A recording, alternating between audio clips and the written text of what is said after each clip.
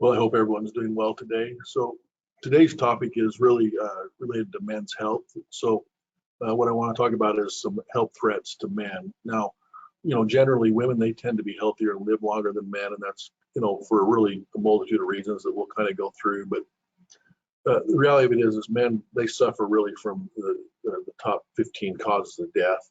And there's some things we can do for that and things we can do to help prevent that. Now, some of this is simple biology when you talk about men's health.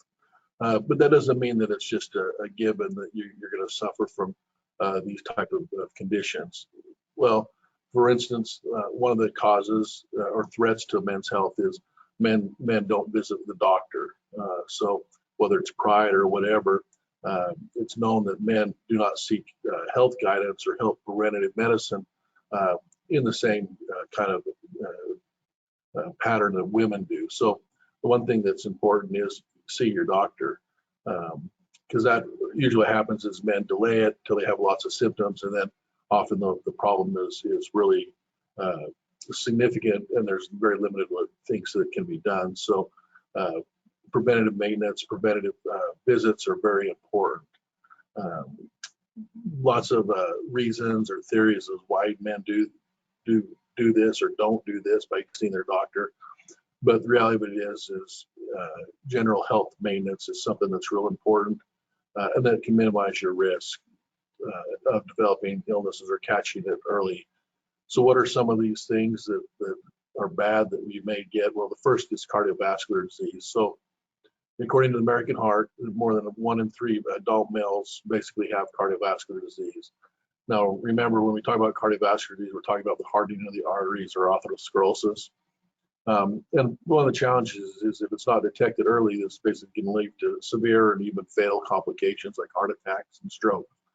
So as your cardiovascular system ages and you start to develop these hardening of the arteries, these are those cholesterol plaques, and these will accumulate kind of in various parts of your body, in your heart, in your brain. But what can happen is these plaques can become unstable. When they do this, they're going to form a blood clot. Depending on where they're at, you're going to have complications related to that. So if it's in the heart, obviously, you'll have a heart attack. If it's in the brain, you may have a stroke. So things we can do to kind of save off these cardiovascular diseases. Well, interestingly, men do develop atherosclerosis earlier than women. Even in adolescence, girls usually have healthier arteries than boys. Now, some of this is believed to be due part to some genetics where women tend to have higher levels of what we call the good cholesterol or the HDL levels. So this inherently will put men at higher risk of cardiovascular disease, but that doesn't mean that there's not things you cannot do, or things you should be doing to help minimize that risk. And one of those things is having your cholesterol checked. So typically you recommend, every 5 years once you're 25 and older. Another thing you can do is monitor your blood pressure. And then obviously, if your blood pressure is high, your cholesterol levels are high, really seek the guidance from a healthcare provider. Smoking cessation is really, really important. If you're currently a smoker, I recommend you stop. Physical activity, and what we mean by that is really just 30 minutes of physical activity a day, and with a minimum of 5 days a week. And then obviously, looking at your diet, making sure you're eating a diet that's really in line with good, healthy diets, rich in fruits and vegetables, and really limiting some of those saturated fats. Another health risk is more prevalent in men is depression and suicide. Now, when we're talking about depression, I don't mean just a rough patch or a bad mood, but really it's an emotional disturbance that's going to impair your overall health. When you're depressed, your brain chemicals and stress hormones that are kind of out of balance, which can really significantly impair your overall well-being.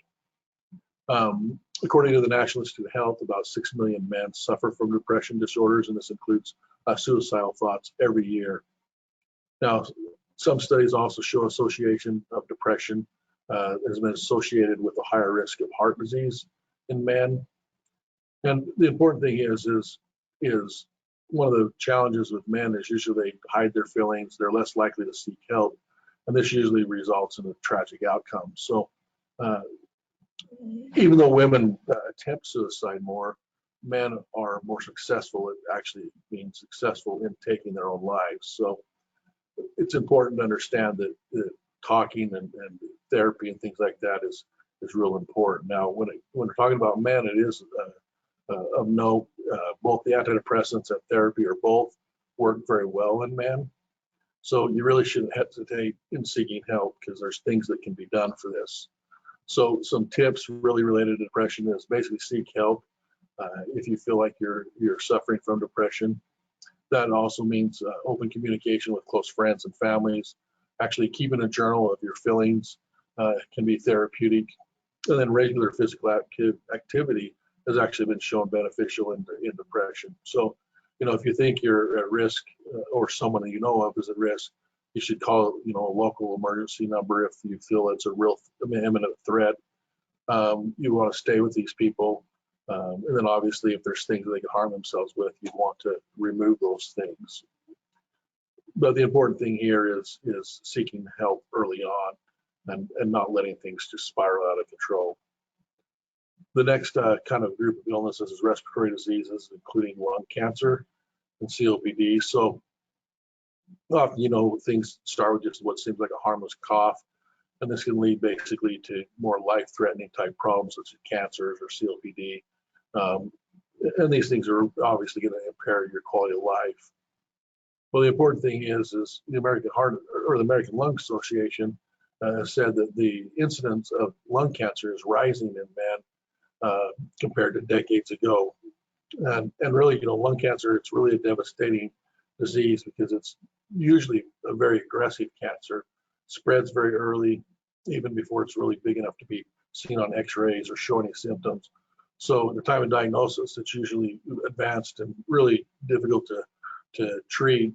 And really the prognosis is very grim with, probably less than 50% of these individuals living many more years.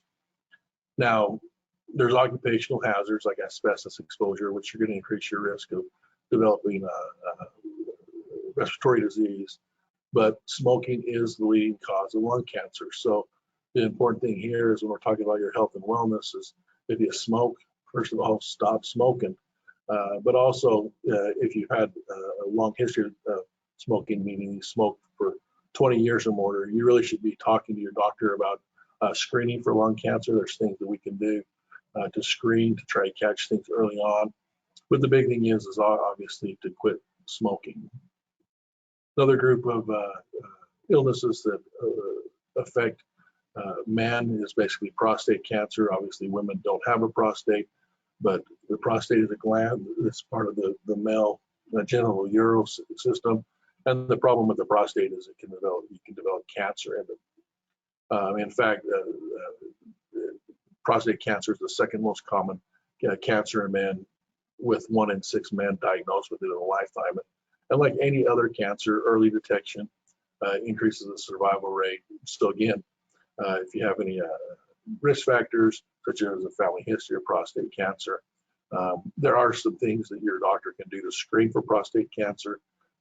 And so it's important to be talking with your physician about prostate and prostate health and prostate cancer. Next illness is type 2 diabetes. So remember, type 2 diabetes basically causes an elevation in your sugar levels in your blood, and initially you're not going to have any symptoms as your blood sugar levels rise. But as it continues to rise, you're going to start feeling thirsty all the time. So you're going to freaking thirst. You're going to be urinating or peeing all the time, and there's other symptoms. But really, it's once you start having these symptoms that really brings people to the doctor. Well, the problem with this excess blood sugar in type 2 diabetes is you're slowly damaging blood vessels and nerves in various parts of the body. And this can result in some serious health issues related to like kidney failure, heart attack, stroke, blindness, even sometimes resulting in limb amputation. So the important thing is there's things you can do, there are. So first of all, regular physical activity and a healthy diet can help prevent diabetes. In fact, there's one study that showed 30 minutes of physical activity daily helped to reduce the chance of diabetes by 50% in obese men that were high risk for it. So, if you have a family history of diabetes, you really should seek general maintenance, general wellness checkups to make sure that your blood sugars aren't running high, because like I said, they're going to be running high before you really have any symptoms. The next area that affect men more than women, and that is in accidents and injuries. So there's various studies that show that unintentional injury was the leading cause of death in men in 2006. And many of these deaths really often occur from drowning, traumatic brain injury, and other types of accidents. And in fact, automobile deaths rates are higher in men. In fact, they're twice as high in men versus women. And occupational injuries also affect more males than females. And really, with 92% of these type of injuries reported are affecting men. So these are things that you can still do to modify your life so you don't suffer from them, the seat belts, things like that, to really prevent yourself from suffering from an accident or injury. The next thing I want to talk about is erectile dysfunction. Now, more than 60% of men over 70 and 40% of men over 40 will have a challenge with erectile dysfunction. And while this isn't a life-threatening illness, it really indicates a critical health issues that really shouldn't be ignored. Because first of all, men, when they suffer from erectile dysfunction, they're at higher risk for depression. But furthermore, the reason for the erectile dysfunction is the same reason of their atherosclerosis. So they're basically developing plaques that are going to cause these underlying problems such as heart attack and stroke. And so it's important to understand that erectile dysfunction often means that these blood vessels in your body are having these health issues. And that's why it's really important that if you suffer from any type of erectile dysfunction, that you seek the help of a healthcare provider to make sure there isn't something medical going on, and that this is just a warning sign of other areas that are being affected because of this, because you're damaging these blood vessels and these nerve endings. Another group of illnesses that men are more susceptible to is liver disease. So your liver plays an essential role in digestion, nutrition absorption, and then elimination of toxins. And the thing is that alcohol and tobacco use basically increases your risk of developing various liver diseases, so including cirrhosis, hepatitis, liver cancer, bile duct cancer. Well, men drink more alcohol than women, so this puts them at a higher risk of liver disease than women. So again, this is a behavioral choice, and cutting back on alcohol is one of those things you can do to help prevent liver disease. In addition to that, tobacco is also something that puts you at greater risk of liver disease. So quitting smoking is a wise thing to do. The next illness that's more prevalent in men is skin cancer. So in 2013, 2/3 of melatonin deaths were in men. And this is more than twice the death rate amongst women. So much more fatal in men. Now, again, that goes back to men tend to not seek medical care as readily as women. Don't tell people about different problems they have. But again, skin cancer is one of those things that caught early really has a good chance to be taken care of. So obviously, if you notice anything you're worried about, you probably should be seeing. But there's things you can do to prevent skin cancer. Those common things: sunscreen, long-sleeve outfits, hats, sunglasses. Really, just minimizing your exposure to the UV light sources. All are going to really reduce your risk of skin cancer. So the thing is like we said at the beginning, that some things are more prevalent in men, and when we're talking about health and illness, some of that is a genetic component, but that doesn't mean that all is lost. That means that you just have to make better decisions and be an informed consumer for your health. And those better decisions are eating well, sleeping well, frequent good physical activity, and then if you're in high-risk groups, getting an appropriate evaluation for any type of screening exams to make sure you don't have anything developing that's an underlying health concern that's going to really affect you long term. So again, some things you can do to take care of yourself, but just remember it's your health, so you got it.